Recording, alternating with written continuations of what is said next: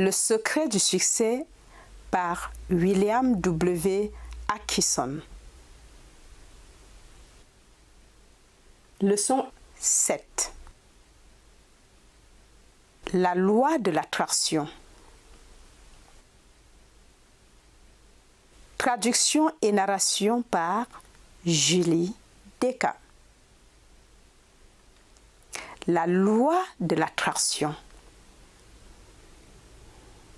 Dans ce chapitre, nous parlerons de la loi de la nature, ensuite de l'atome à l'homme, puis comment attirer vers nous les choses que nous désirons ou craignons. Après, nous parlerons de la force du désir et comment cultiver et maîtriser cette grande puissance de l'esprit. Et enfin, nous parlerons de la peur et comment la surmonter. Il existe dans la nature une grande loi, la loi de l'attraction, par les opérations de laquelle toutes les choses, des atomes aux hommes, sont attirées les unes vers les autres dans le degré de l'affinité commune d'usage commun.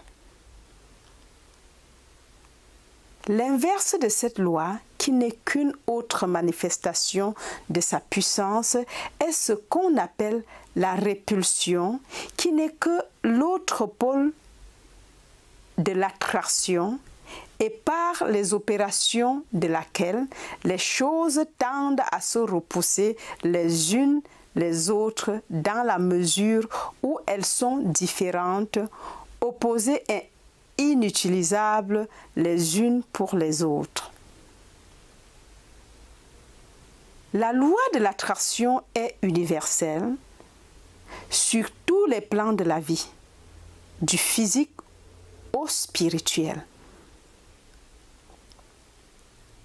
Ces opérations sont uniformes et constantes et nous pouvons prendre les phénomènes d'un plan et ainsi étudier les phénomènes d'un autre plan, car la même règle s'applique dans chaque cas, la même loi fonctionne de la même manière.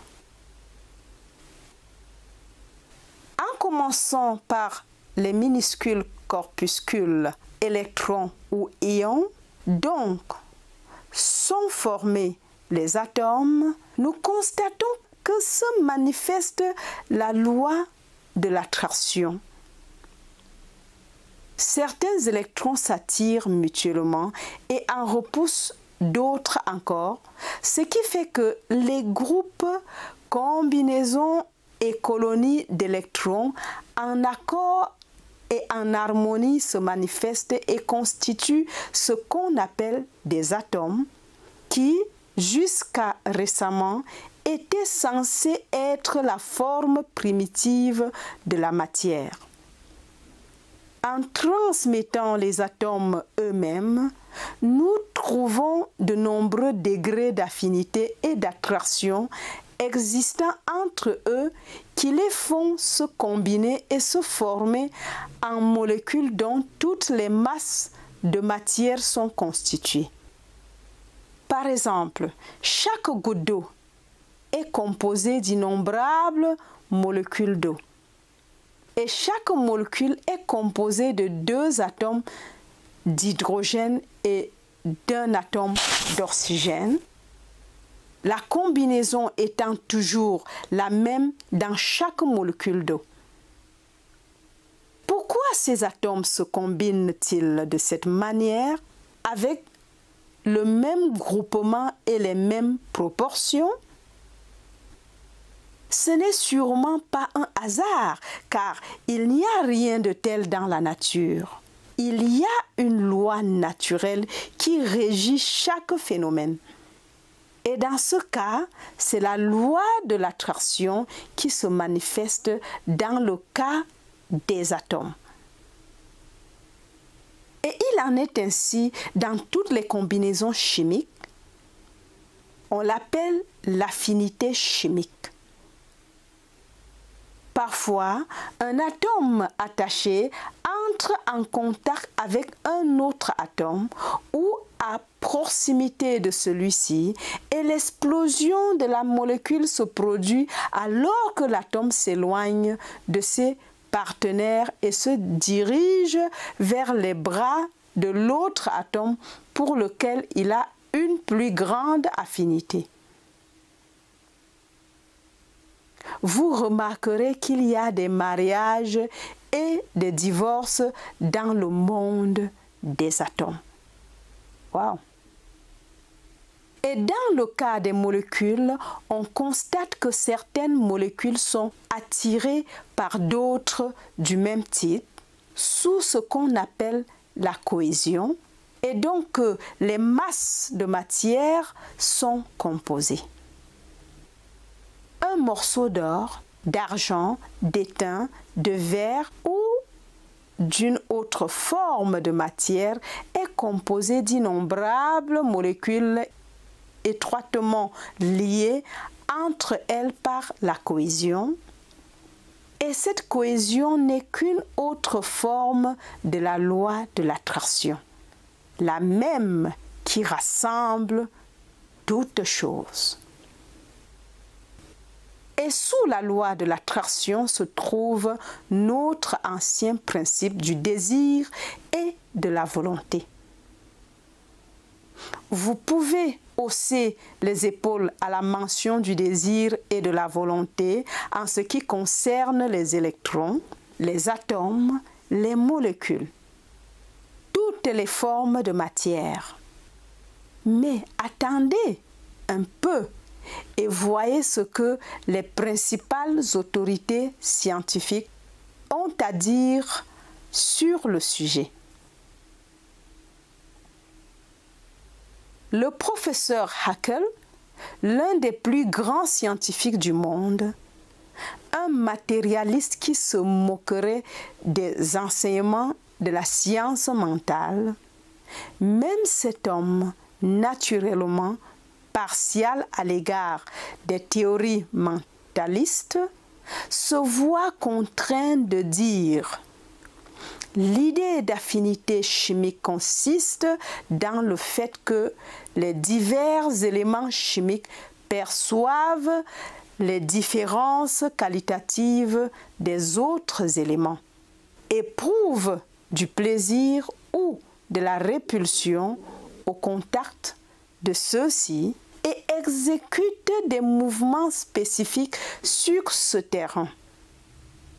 Il affirme également de manière positive et distincte que dans les atomes, il doit y avoir quelque chose correspondant au désir de contact et d'association avec d'autres atomes et à la volonté de permettre à l'atome de répondre au désir. La loi est constante dans toute la nature, de l'atome à l'homme, physique, mental et spirituel. Mais qu'est-ce que tout cela a à voir avec le secret du succès, me direz-vous? Simplement que la loi de l'attraction est une partie importante du secret du succès, dans la mesure où elle tend à nous apporter les choses, les personnes et les circonstances conformément à notre désir, notre demande et notre volonté sincère, tout comme elle rassemble les atomes et les autres particules de la matière. Wow. Faites de vous-même un atome de désir vivant et vous attirez à vous la personne, les choses et les circonstances qui s'accordent avec l'accomplissement de votre désir. Vous entrerez également en relation avec ceux qui travaillent dans la même ligne de pensée et vous serez attirés par eux et eux par vous et vous serez mis en relation avec les personnes, les choses et les environnements susceptibles de résoudre le problème de vos désirs. Vous serez à côté des bonnes personnes et des bonnes choses. Tout cela par l'opération de cette grande loi naturelle de l'attraction. Pas de nécromancie ou de magie du tout. Rien de surnaturel ou de mystérieux. Juste les opérations d'une grande loi naturelle. Waouh! Vous pouvez faire peu de choses par vous-même dans la vie, être toujours aussi fort et capable. La vie est une chose complexe et les individus sont interdépendants les uns des autres pour l'accomplissement des choses. Un individu séparé de tous les autres individus ne peut rien ou presque rien accomplir dans le cadre d'une activité extérieure. Wow. Il doit former des combinaisons, des arrangements, des harmonies et des accords avec les autres et en accord avec les environnements et les choses, c'est-à-dire qu'il doit créer et utiliser les environnements et les choses appropriées et attirer à lui les autres avec lesquels il doit former des combinaisons afin de faire des choses. Et ces personnes, ces choses et ces environnements viennent à lui et lui à eux en raison de cette grande loi de l'attraction. Et la façon dont il met en œuvre cette grande loi de l'attraction est l'opération de son désir et selon les lignes de l'imagerie mentale. Voyez-vous le lien maintenant? Prenez donc soin de former, de cultiver et de manifester les bons désirs. Tenez-les fermement, fortement et constamment et vous mettrez en œuvre cette grande loi qui constitue une partie importante du secret de la réussite. Waouh! Amen. Le désir force est la force motrice qui dirige les activités de la vie. C'est la force vitale fondamentale qui anime l'esprit des êtres vivants et les pousse à l'action.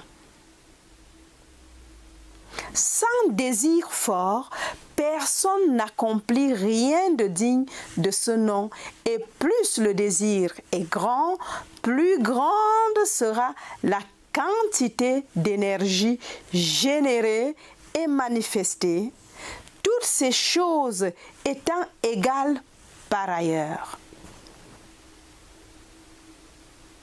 C'est-à-dire que si une douzaine d'hommes sont égaux en intelligence, en santé physique et en activité mentale, égaux en tout sauf en désir, en bref, ceux en qui réside et se manifeste le plus grand désir dépasseront les autres dans la réalisation. Et parmi ces vainqueurs, celui en qui le désir brûle comme une flamme inextinguible sera celui qui maîtrisera les autres par la force de son pouvoir élémentaire primitif. Waouh!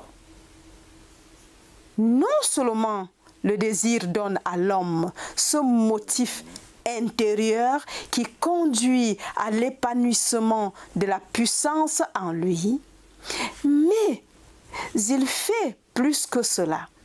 Il fait rayonner de lui les forces mentales et vitales plus fines et plus subtiles de sa nature qui, s'écoulant dans toutes les directions comme les ondes magnétiques de l'aimant ou les ondes électriques de la dynamo, influencent tous ceux qui entrent dans le champ de force. Le désir-force est une force réelle, active, efficace de la nature et sert à attirer, dessiner et amener à un centre de qui est en accord avec la nature du désir. Waouh!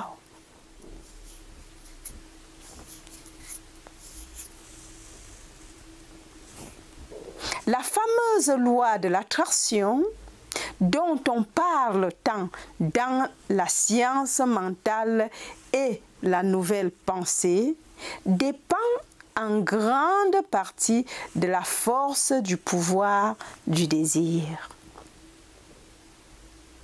Le désir-force est au centre de la loi de l'attraction. La nature a tendance à attirer et à attirer au centre du désir les choses nécessaires à la réalisation de ce désir. La propre volonté d'une personne vient à elle en raison de sa force naturelle qui se trouve derrière et sous tout le phénomène de l'influence mentale.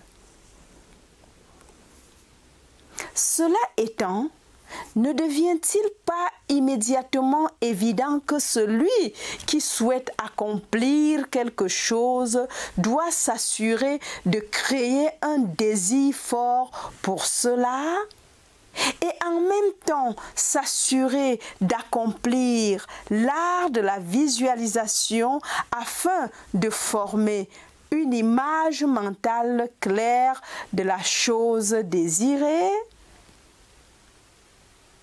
Un moule clair dans lequel la réalité matérialisée peut se manifester?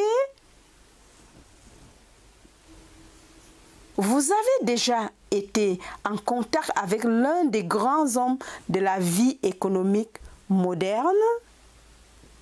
Si vous avez vu ces personnes en action, vous aurez pris conscience d'une chose subtile et mystérieuse à leur sujet. Une chose que vous pouvez réellement ressentir. Une chose qui semble vous attirer pour vous adapter à leurs projets, leurs plans et leurs désirs presque par une force irrésistible. Ces personnes sont toutes des personnes du type de désir le plus fort. Leur désir-force se manifeste fortement et affecte ceux avec qui elles entrent en contact. Non seulement cela, mais leur désir-force s'écoule d'eux en grandes vagues, ce qui, selon les occultistes, manifeste bientôt un mouvement circulaire ou tourbillon qui tourne autour et autour du centre du désir. Ces hommes deviennent de véritables cyclones de désir dans lesquels presque tout ce qui entre dans son champ est affecté et balayé dans le vortex. Waouh! N'en avons-nous pas la preuve dans le cas de tous les grands chefs d'hommes? Ne pouvons-nous pas voir l'opération de cette puissance, de cette puissante loi d'attraction qui leur apporte la leur? Nous avons tendance à appeler cela la volonté et c'est ainsi qu'en quelque sorte, derrière et sous la volonté, on trouve dans ces cas le désir ardent et brûlant qui est la force motrice du pouvoir d'attraction.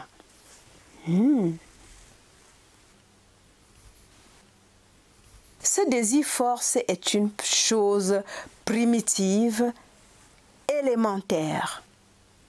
On la trouve dans le règne animal et parmi les races inférieures des hommes, peut-être plus clairement que parmi les types d'hommes supérieurs, mais seulement parce qu'on la voit alors s'épouiller de la couverture, des graines, des déguisements et des masques qui entourent les formes et les plans de vie plus civilisés. Encore. Ce désir force est une chose primitive, élémentaire. On la trouve dans le règne animal et parmi les races inférieures des hommes, peut-être plus clairement que parmi les types d'hommes supérieurs, mais seulement parce qu'on la voit alors dépouillée de la couverture, des graines, des déguisements et des masques qui entourent les formes et les plans de vie plus civilisés. Mais rappelez-vous bien ceci, le même principe se manifeste sous le vernis de la vie civilisée.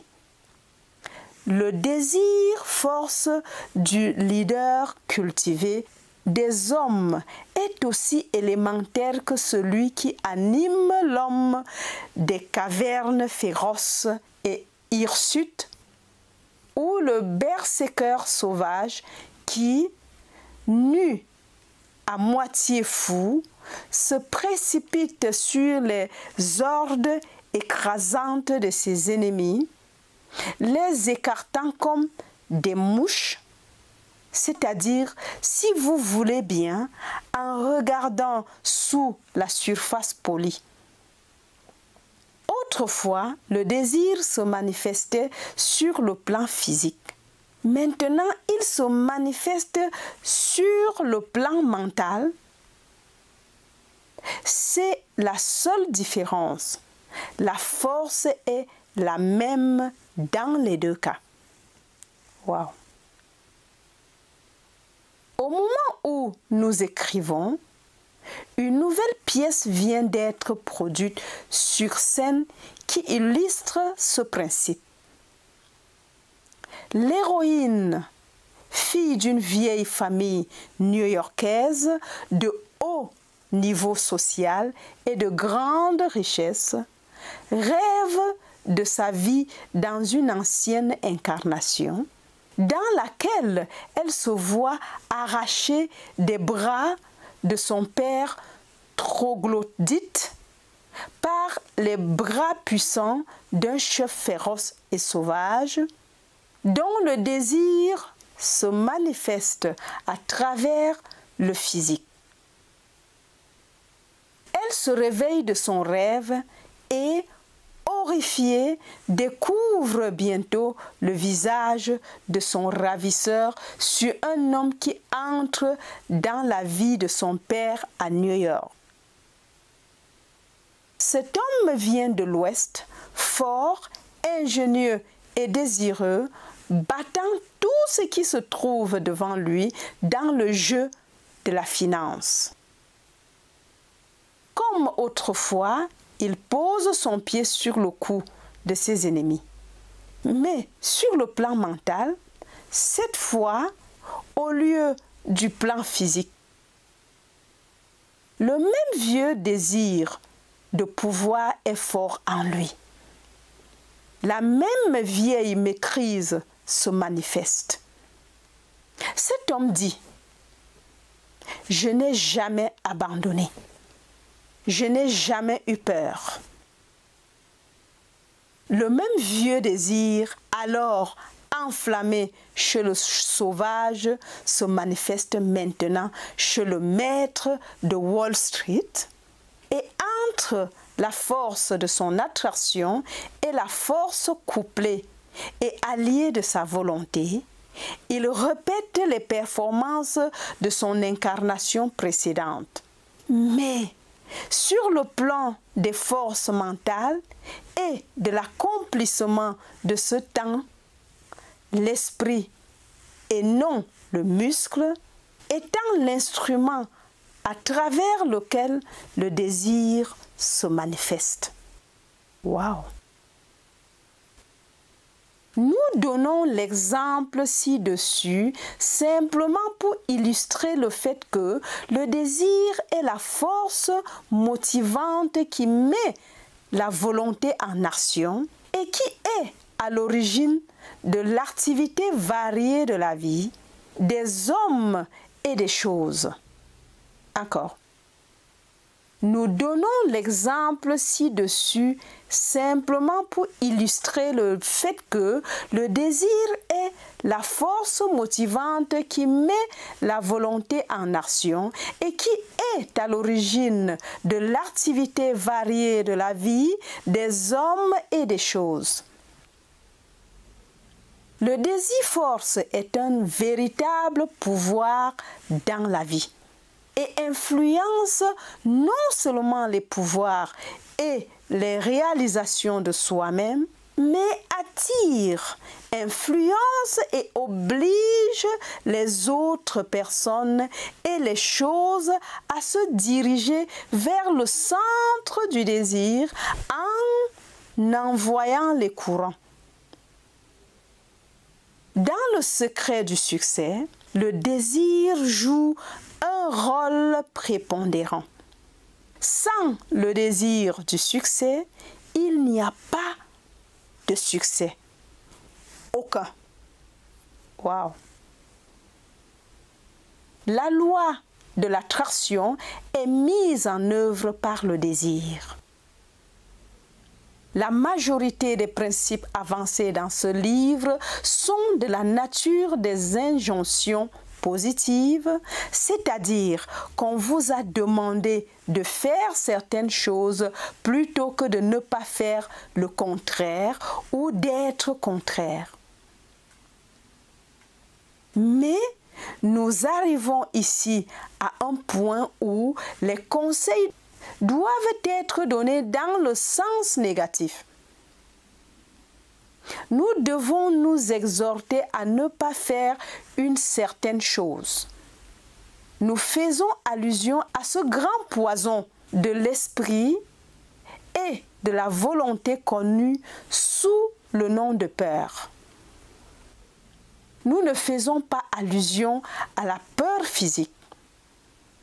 Aussi importante que soit le courage physique et aussi regrettable que soit la lâcheté physique, il n'est cependant pas dans le but de ce livre de prêcher contre cette dernière et de conseiller de cultiver la première qualité. Vous trouverez beaucoup de cela ailleurs. Notre but est de combattre cet ennemi subtil et insidieux de la véritable expression de soi qui apparaît sous la forme et l'apparence de la peur mentale, des pressentiments qui peuvent être considérés comme une pensée négative, tout comme les autres principes mentionnés dans cet ouvrage peuvent être considérés comme une pensée positive. Waouh! La pensée de peur est cet état d'esprit dans lequel tout est vu à travers les lunettes bleues, dans lequel tout semble apporter un sens de la futilité de l'effort, le principe de mentalité. Je peux, je ne peux pas. Par opposition à l'attitude mentale, je peux et je veux. Waouh, je peux et je veux. c'est l'herbe nuisible du jardin mental qui a tendance à tuer les plantes précieuses qui s'y trouvent. C'est la mouche dans l'ongle, l'araignée dans la coupe du vin de la vie.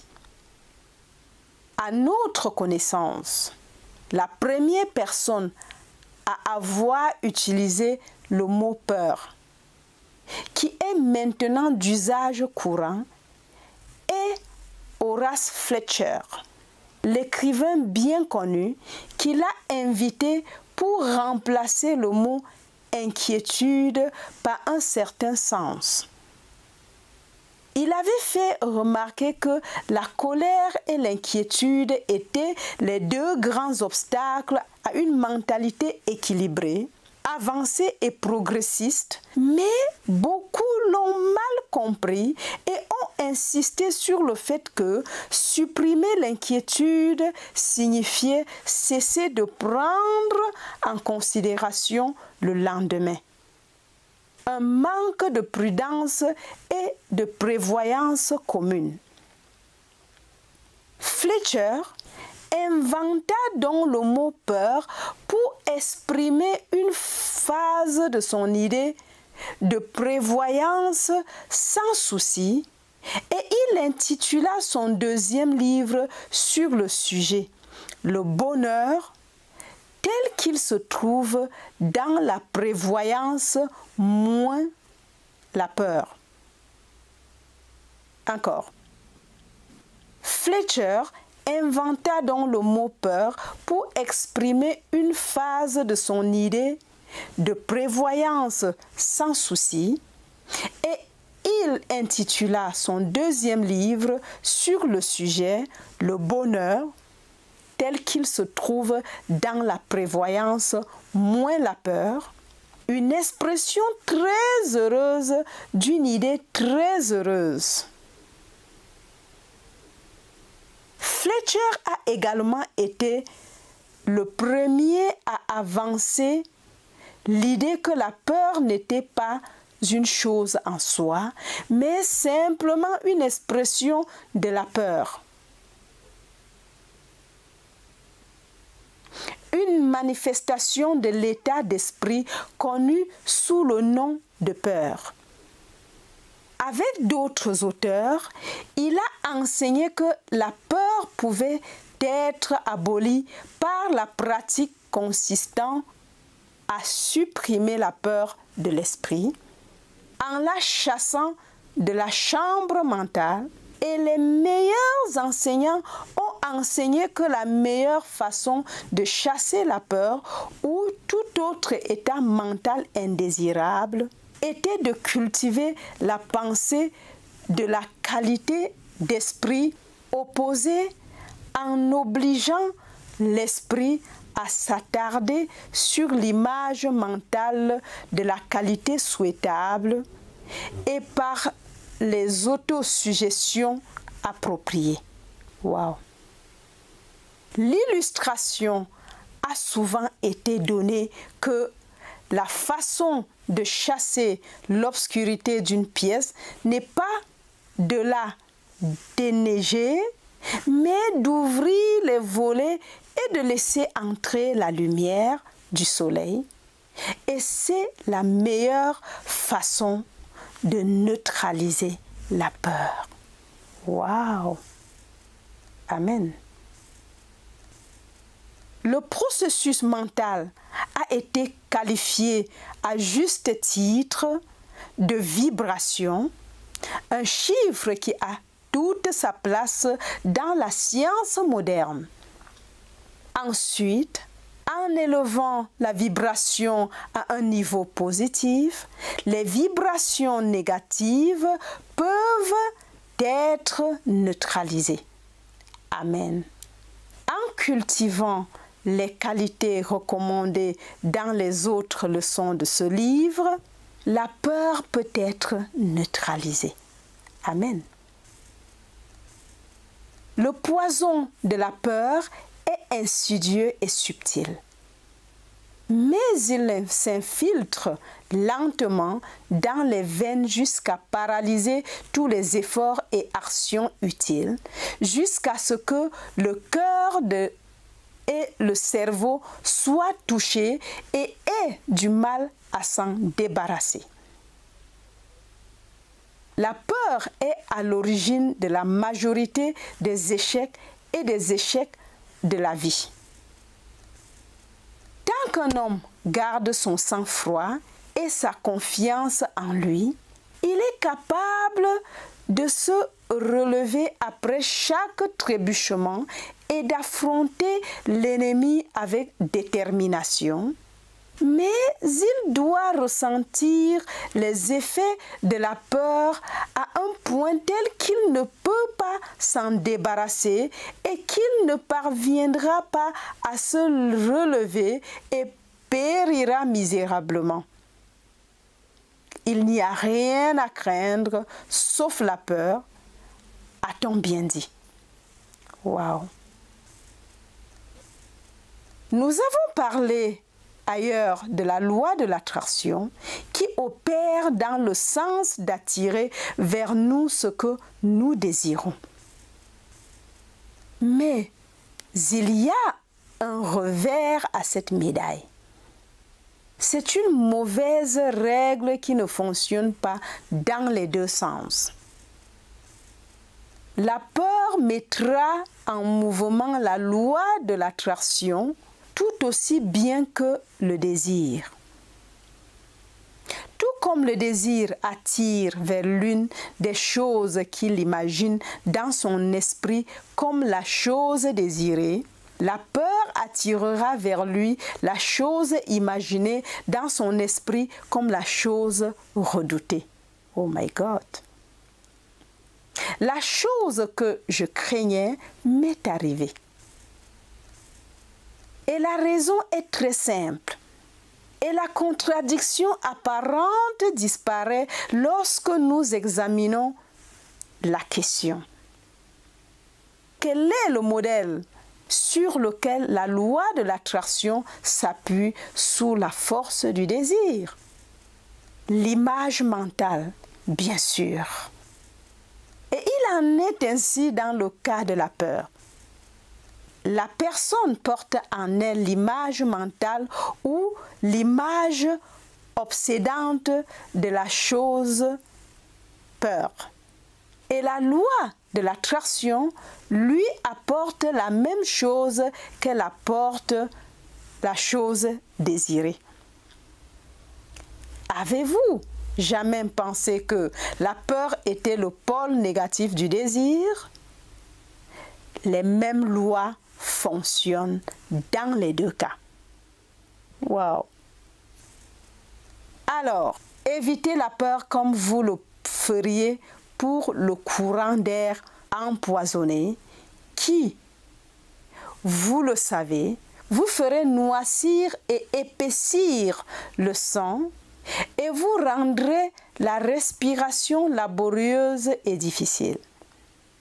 C'est une chose vile et vous ne devez pas vous reposer tant que vous ne l'avez pas expulsé de votre système mental.